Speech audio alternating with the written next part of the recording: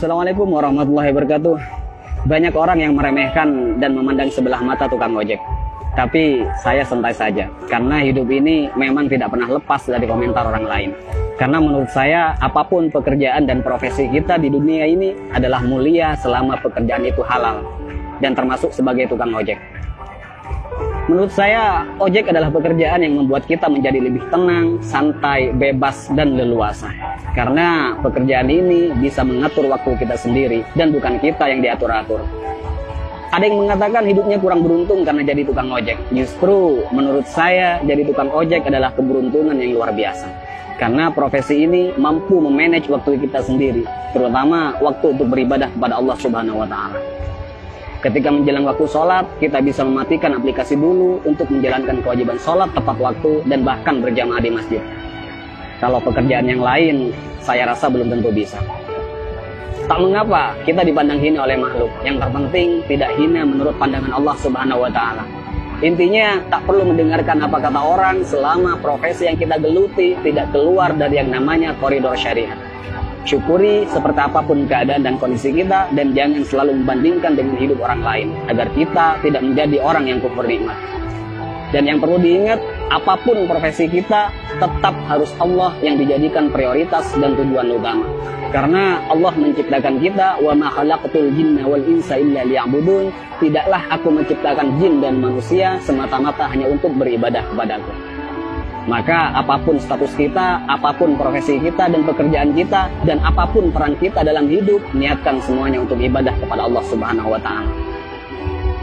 Ada sedikit motivasi dari saya, semoga bermanfaat. Bismillahirrahmanirrahim. Banyak orang kaya gelisah dengan kekayaannya dan hitung-hitungan dalam bersedekah, bahkan bersifat pelit dan kikir. Banyak artis bercerai padahal pasangannya sempurna, kaya, ganteng dan cantik. Banyak pejabat korupsi, padahal puluhan juta gaji dari jabatannya. Banyak polisi yang tak mengayomi, tapi malah memeras rakyat. Ada yang mengatasnamakan perjuangan, malah menilap dana bos. Banyak pembisnis sukses, tapi tidak jujur.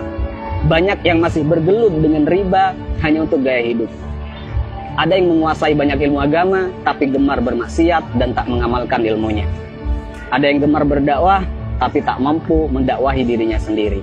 Ada yang suka minum khamr, narkoba, dan berzinah dengan alasan kesenangan. Ada yang sudah berkeluarga dan bahkan punya anak merasa kurang tentram, seolah jauh dari kata sakinah, mawaddah, warahmah. Ada atasan yang suka menyunat uang bawahannya. Ada seorang guru atau karyawan yang suka korupsi dan bahkan korupsi waktu. Ada yang punya proyek dan tidak jujur dengan proyeknya. Banyak dokter, perawat, dan bidan yang tidak lemah lembut, tidak jujur, dan bahkan terkadang tidak memanusiakan pasiennya. Ada yang sibuk mencari dunia sampai lupa pada Tuhannya dan lalai dalam sholatnya. Dan masih banyak lagi kasus-kasus yang tidak bisa saya sebutkan semuanya. Mari kita berpikir, kenapa mereka demikian? Karena dalam hidupnya bukan Allah yang mereka jadikan prioritas dan tujuan utama. Karena jika Allah yang mereka jadikan prioritas dan tujuan utama dalam hidupnya, maka sangat mustahil mereka berbuat demikian. Wa may yuhajir fi sabilillah yajid fil ardi muraghaman katsiran wa sa'a. Ayo kita berhijrah. Karena ketika kita berhijrah dan lalu Allah kita jadikan prioritas dan tujuan utama dalam hidup, maka Allah akan meluaskan rezeki dan kelapangan hati untuk kita. Dan ketika hati kita sudah lapang dan luas, maka sebanyak apapun persoalan yang kita hadapi dan sebesar apapun masalah yang menimpa kita akan tetap tenang menyikapinya. Karena hati kita lebih lapang dan lebih luas dari masalah yang kita hadapi. Tapi jika dalam hidup bukan Allah yang kita jadikan tujuan utama, maka hati kita akan sempit. Jadi sebanyak apapun harta kita, setinggi apapun pangkat dan popularitas kita, semua malah tak akan henti menggelisahkan dan bahkan membingungkan. Karena hati yang sempit tak akan pernah merasa cukup dan bahkan akan menjadikan kita sebagai budak dunia yang tak akan pernah ada puasnya. Jadi sekali lagi buat teman-teman, tak usah malu apapun profesi dan pekerjaan kita. Selama itu halal, semua adalah pekerjaan yang mulia. Dan yang terpenting, apapun profesi kita, apapun pekerjaan kita, dan apapun peran kita dalam kehidupan, niatkan semuanya untuk ibadah dan jadikan Allah sebagai prioritas dan tujuan utama.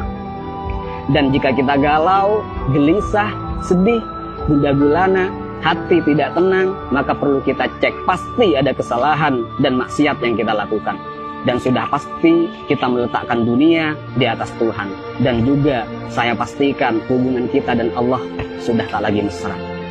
Jadi kesimpulannya, tolak ukur ketenangan dan kebahagiaan bukanlah kekayaan, bukan jabatan, dan bukan popularitas.